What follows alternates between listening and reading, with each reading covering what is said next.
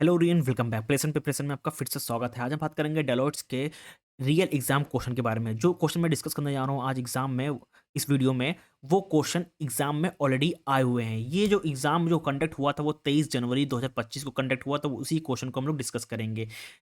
पहला क्वेश्चन है इंग्लिश का है ओवरऑल। मैं इस वीडियो में लॉजिकल प्लस इंग्लिश क्वेश्चन को डिस्कस करूंगा। पहला क्वेश्चन है यहाँ पे, आपको लॉजिकल ऑर्डर बताना है गिवन सेंटेंस का। ठीक है, हमको ऑर्डर बताना है। इस सेंटेंस को अगर रीड करेंगे तो हम रीड करते हैं सेंटेंस को, आप भी रीड करिए और बताइए सीक्वेंस कौन सा है इसमें।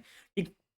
नाउ यहाँ पे इन द शुरू हुआ है कि ये ओवरऑल यहाँ पे देखिए 18 सेंचुरी है, फिर 21 सेंचुरी, यानी कि इसका मतलब, और यहाँ पे सेकेंडरी फूड है, तो इसका मतलब ये हिस्ट्री को डिफाइन कर रहा है। ठीक, हिस्ट्री डिफाइन कर रहा है। अगर हम लोग यहाँ पे देखें, यहाँ world oldest restaurant have been open in year of 1725, यानी कि ये बैकग्राउंड को डिस्क्राइब कर रहा है। ठीक, ये क्या कर रहा है, बैकग्राउंड को डिस्क्राइब कर रहा है। आप डायरेक्टली इस तरह भी यहाँ पे चेक कर सकते हैं, सॉल्व कर सकते हैं। मेरा जो ईज़ी वे है, मैं पहले चेक करता हूँ सेंटेंस क्या बोल रहा है। ये बैकग्राउंड के बारे में बता रहा है। अगर इसके बाद चेक करें तो ये बेसिकली जो सेंटेंस सी है, ये इंट्रोडक्शन को डिस्क्राइब कर रहा है, यानी कि ये इंट्रोड्यूस कर रहा है, टाइटल को इंट्रोड्यूस कर रहा है। देन सेक्शन डी क्या है, ये बेसिकली यहाँ पे लिखा है still quite popular but the reviewer, यानी कि ये बेसिकली अगर इसकी बात करें डी के बारे में, ये basically history plus current reputation को डिस्क्राइब कर रहा है। ये चीज़, ये करंट उसको डिस्क्राइब कर रहा है। और साथ साथ में यहाँ पे देखें कस्टमर डिमांड और यहाँ पे सेकेंडरी फूड, तो ये बेसिकली एक साथ साथ में जो पास्ट और प्रेजेंट के डाइनिंग एक्सपेक्टेशन को बता रहा है। ठीक, तो इसका मतलब जो स्टार्टिंग सेंटेंस से होगी सी से होगी, उसके बाद हम लोग बैकग्राउंड को कवर करेंगे बी से। उसके बाद यहाँ हम देखिए इस पार्ट को, डी के पार्ट को, डी बेसिकली क्या कर रहा है, डिटेल में इस हिस्ट्री को और करंट रेपुटेशन को डिस्क्राइब कर रहा है विद द कस्टमर रिव्यू के साथ। तो यानी कि हम लोग डी, देन हम लोग यहाँ पे ए को मूव करेंगे, यानी कि हमारा जो सीक्वेंस होगा सी बी डी ए होगा। ठीक, now move to the next question. Next question हमारा, the prisoner west his gun and killed him. ठीक, आपको बताना है कि इन ऑप्शन में से कौन सा ऑप्शन यहाँ पे करेक्ट होगा। ठीक, नाउ यहाँ पे देखिए, अगर ये फॉर्म है वेस्ट का, बेसिकली ये फॉर्म क्या है, ये वर्ब फॉर्म है। ठीक, ये बेस फॉर्म ऑफ वर्ब है। ठीक, तो बेसिकली ये एक इसकी मीनिंग की अगर बात की जाए, ये फोर्सफुली टेक समथिंग। ठीक, अगर यहाँ पे, अगर वहीं इसकी बात करें, इस ऑप्शन की बात करें, तो बेसिकली ये करेक्ट पास्ट टेंस है। ठीक, और यही हम लोग यही इसी को यहाँ पे डिस्क्राइब करेंगे। अगर हम लोग बात करें the prisoner wasted his gun and killed him, तो ये सेंटेंस करेक्ट है। ठीक, अगर वहीं बात करें वेस्टेड विथ के बारे में, तो बेसिकली ये इसका जो मीनिंग होता है स्ट्रगलिंग विथ समथिंग। ठीक, तो ये ऑप्शन गलत है, ऑप्शन ये भी गलत है, ये भी गलत है। और जो करेक्ट ऑप्शन होगा यहाँ पे वो होगा दिस वन। ठीक, तो इस चीज को यहाँ पे रिप्लेस कर देंगे, ये वेस्टेड हो जाएगा। ठीक, ईडी लग जाएगा यहाँ पे। ठीक, the prisoner wasted his gun and killed him. ठीक, now move to next question.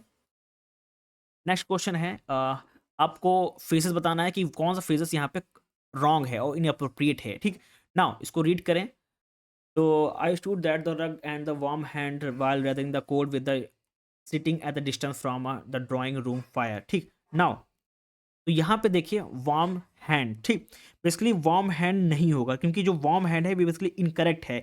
Warm क्या है, एक एडजेक्टिव है हेयर। ठीक, तो जिसका मतलब, तो इसके साथ क्या इसका जरूरत पड़ेगी, वर्ब की, वर्ब को जरूरत पड़ेगी, वर्ब। तो वर्ब क्या होगा, तो यहाँ पे हम लोग वार्म लगा सकते हैं, वार्म माई हैंड का इस्तेमाल यहाँ पे कर सकते हैं। तो कौन सा सेंटेंस इनअप्रोप्रिएट है, रॉन्ग है, ए।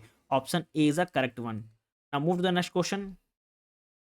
नेक्स्ट क्वेश्चन है सेम, और ये बटी सेंटेंस ए है, ये बी है, सी है, डी है। ठीक, और ई है यहाँ पे। ठीक, आपको ओवरऑल ये सेंटेंस के बारे में बताना है कौन सा ऑप्शन यहाँ पे ये सही होगा। एक चीज़ यहाँ पे गौर करिए, ऑप्शन में, ऑप्शन को देख के भी हम लोग करेक्ट आंसर को जज कर सकते हैं। कैसे, यहाँ पे देखिए डी सही है, देखिए डी यहाँ पे सही है। ठीक, डी सही है, डी मतलब डी से शुरुआत होगी, ये हमारा क्या है, इंट्रोडक्शन पार्ट हो गया। ठीक, ना अगर ये इंट्रोडक्शन पार्ट हो गया, उसके बाद हम लोग देखें, डी हमारा इंट्रोडक्शन पार्ट है। अगर हम लोग ऊपर से मूव करें, ए बेसिकली अगर इसको रीड करें, the earliest thanksgiving celebration in the Canada has been often been attribute to one side in of winter in the north, thus ending the harvest season.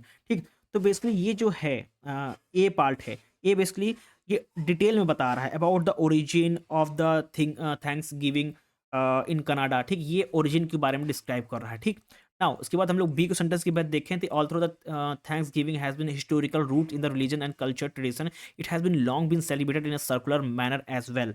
ठीक, ओवरऑल जो B sentence है, ये basically explain कर रहा है historical और as well as a cultural background को, ठीक, ऑफ द हॉलीडे। ठीक, नाउ तो इसका मतलब ये हिस्ट्रिकल प्लस बैकग्राउंड को डिफाइन कर रहा है। सी की सेंटेंस की बात की जाए तो बेसिकली सी क्या है, it's originally celebrated as a day of giving the thanks for the blessing of the harvest and of the preceding year. तो बेसिकली जो सेंटेंस सी है ये बेसिकली डिस्क्राइब कर रहा है, ये एलोबरेट कर रहा है ओरिजिन पर्पस ऑफ सेलिब्रेशन के बारे में। ठीक, यानी कि हमारा जो स्टार्टिंग होगा डी से होगा, उसके बाद हम लोग मूव करेंगे बैकग्राउंड की तरफ। बैकग्राउंड क्या है, बैकग्राउंड हिस्ट्री बी है, तो बी की तरफ मूव करेंगे। तो यहाँ पे ऑप्शन देखें तो ये ऑप्शन गलत हो गया, ये ऑप्शन गलत हो गया। अब दो ऑप्शन बचे हैं। ठीक ना, उसके बाद हम लोग कहाँ मूव करेंगे, उसके बाद हम लोग मूव करेंगे मैंने अभी बताया था, उसके बाद हम लोग मूव करेंगे कि हम लोग ओरिजिन की तरफ मूव करेंगे, क्योंकि बैकग्राउंड के बाद हम लोग और डिटेल में जानना होगा ना, तो वो कहाँ से आया क्या है। तो वो ए सेंटेंस को एक सेंटेंस डिस्क्राइब कर रहा था, यानी कि D B A then C then ई, ये हमारा सीक्वेंस फॉलो होगा, यानी कि option number one is the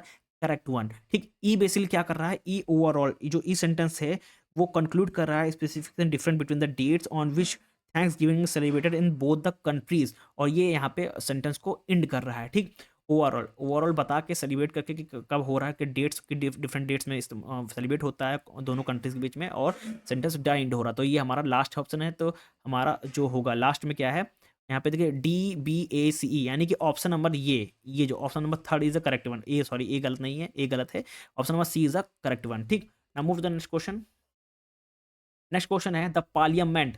ठीक, पार्लियामेंट है, इसको ये ऐसे से रहेगा, हमको ये सीक्वेंस ऐड करना है। ठीक, नाउ यहाँ पे देखिए the parliament has to be abundant joint decision on which article of the constitution is allowed to take a joint decision. यहाँ पे क्या है, जॉइंट डिसीजन है, यहाँ पे सेंटेंस ऐड कर लीजिएगा, जॉइंट डिस्कशन। ठीक, जॉइंट डिस्कशन। ठीक, तो सीक्वेंस बताना है, तो सीक्वेंस सेम ही है, यानी कि सीक्वेंस होगा, क्योंकि the parliament has to be amended joint decision joint discussion on which the article of the constitution is allowed to take a joint decision. ठीक, यानी कि जॉइंट डिसीजन यहाँ पे लगेगा, तो यहाँ पे क्या होगा, पी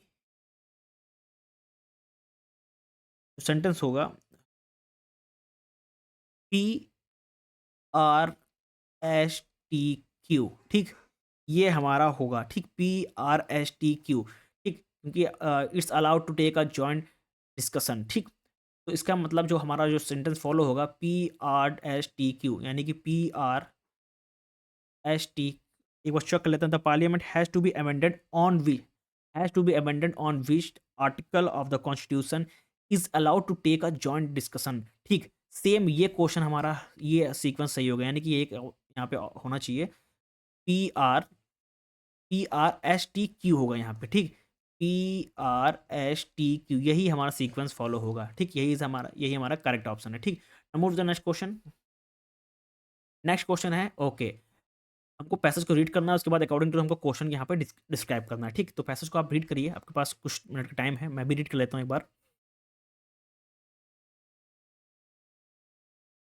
ओके, एक चीज़ देख के यहाँ पे लग रहा है कि जो ओवरऑल जो ये है पैसेज है, ओवरऑल माइक्रो ऑर्गेनिज्म से बैक्टीरिया से रिगार्डिंग है।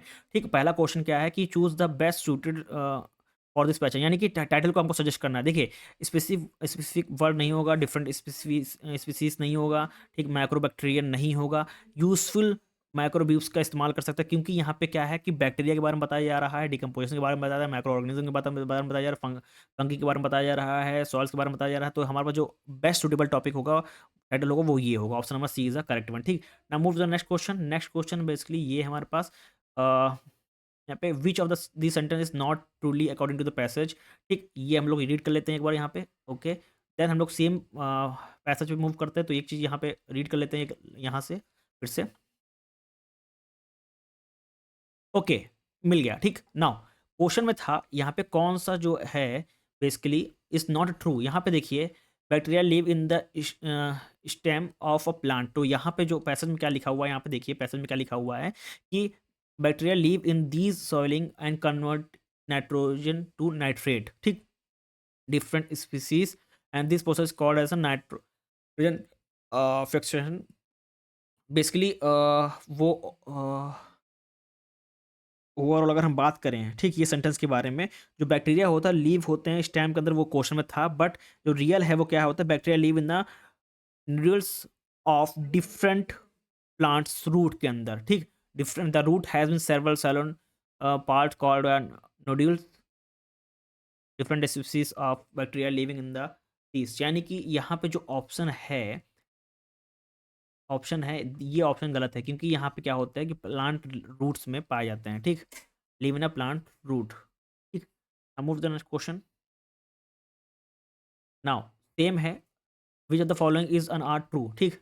Now micro organism enable nutrition to taken from a soil, ठीक, ये ऑप्शन गलत है। क्यों? क्योंकि अगर बात की जाए पैसेज के बारे में, तो microorganism return the nutrition to the soil by decomposing the dead organism and waste, not they need take from a soil, ठीक। तो ये ऑप्शन हमारा गलत हो जाएगा। और ऑप्शन 2 की बात की जाए तो यहाँ पे microorganism break down the waste into the useful substance, तो ये ऑप्शन हमारा ट्रू होगा, क्योंकि अगर जो पैसेज है ओवरऑल जो डिस्क्राइब कर रहा है बैक्टीरिया एंड फंगी के बारे में, और decomposition waste into the useful substance like a nitrate and phosphate, तो which rich in the soil and improve the fertility, fertility को इम्प्रूव करता है, ठीक। तो option number 2 is the correct one, ठीक। Now move to the next question.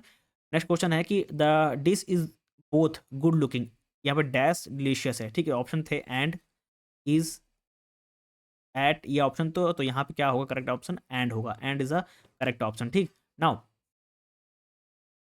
Move करते हैं next question, यहाँ पे है, ठीक। आपको रीड करना है, आपको बताना है कि इसमें से कौन सा यहाँ पे ऑप्शन करेक्ट है, ठीक। Going freelancing have always excited designer and writer for its matrix for the creative freedom and doing away with the office dynamic and politics, ठीक। नाउ यहाँ पे एक चीज़ गौर करिए, ओवरऑल यहाँ पे गोइंग फ्रीलांसिंग हैव लगा हुआ है बेसिकली, ठीक। अगर यहाँ बात की जाए तो बेसिकली जो गोइंग फ्रीलांसिंग है ये सिंगुलर है, और यहाँ पे जो करेक्ट फॉर्म आएगा वो होगा has is the correct verb form to agree with the singular subject, तो यहाँ पे क्या आएगा? हैज़, तो हैज़ ऑलवेज आएगा यहाँ पे, कि has always, option number 2 is the correct one, ठीक। Move to the next question. Next question है, आपको बताना है कि कौन सा इनअप्रोप्रिएट है, ठीक। तो यहाँ पे लिखा हुआ है द मैनेजर इम्प्रेस्ड विथ, ठीक। इम्प्रेस विथ नहीं होगा, यहाँ पे अपॉन आएगा, ठीक। अपॉन क्यों आएगा? क्योंकि बेसिकली जो अगर बात की जाए इम्प्रेस्ड अपॉन, क्योंकि ये किसी चीज़ को स्ट्रांगली कन्वे कर रहा है, ठीक। तो अगर हम लोग इम्प्रेस्ड विथ करेंगे तो इसका मतलब होता है कि it would be used if the manager were expressed और appreciation we does not fit with the this sentence, so the correct word here in the place of with is upon, ठीक।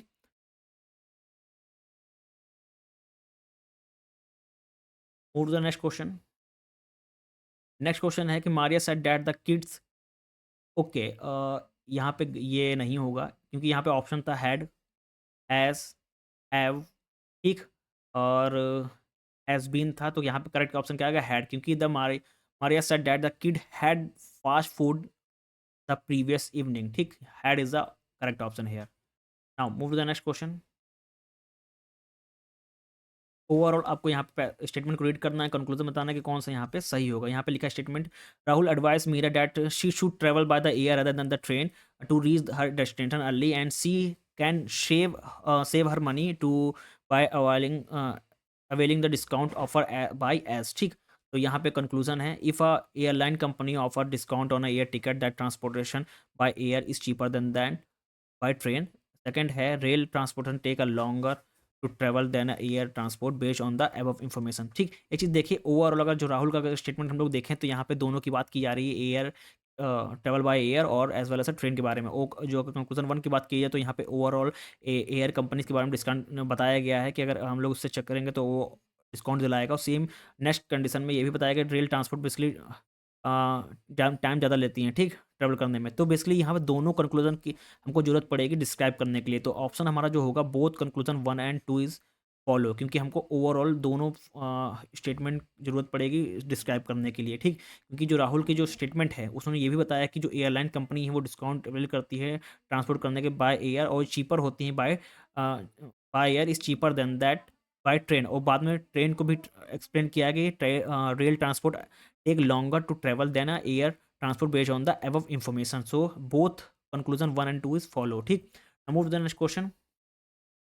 Next question है, ठीक। Now ये question बहुत ही easy है, ठीक, और आप कमेंट सेक्शन में बताइए कि इसका आंसर क्या होगा, ठीक। Now move to the next question. Next question है कि सीरीज की बात हम नेक्स्ट सीरीज में क्या होगा यहाँ पे इन ऑप्शन में से आपको बताना है।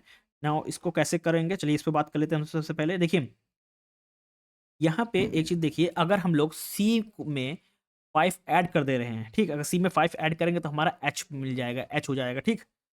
एच हो जाएगा इक्वल टू सी, मतलब C plus 5 equal to H. Then अगर हम लोग एच में 5 को ऐड कर देते हैं तो हम मिल जाएगा इक्वल टू एम। एम में अगर हम लोग 5 को ऐड कर देते हैं हमारा मिल जाएगा आर मिल जाएगा। सेम पैटर्न फॉलो होगा, अगर आर में हम लोग प्लस 5 कर देते हैं तो हमारा क्या मिल जाएगा यहाँ पे, डब्लू मिल जाएगा, ठीक? डब्लू मिल गया। नाउ ओवरऑल अगर 189 में हम लोग माइनस कर देते 20, हमको मिल जाएगा 164। 164 में अगर हम 15 माइनस कर देंगे हमको मिल जाएगा 144।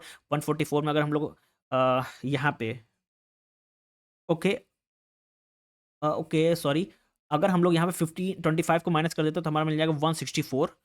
और यहाँ पे अगर हम लोग 20 माइनस कर देते तो हमको मिल जाएगा यहाँ पे 144। अगर हम लोग यहाँ पे 15 माइनस कर देते हैं इसमें तो मिल जाएगा 129। तो यहाँ पे अगर हम लोग 129 में अगर हम लोग 10 को माइनस कर देते हैं तो बेसिकली क्या मिल जाएगा, 119 मिल जाएगा, ठीक?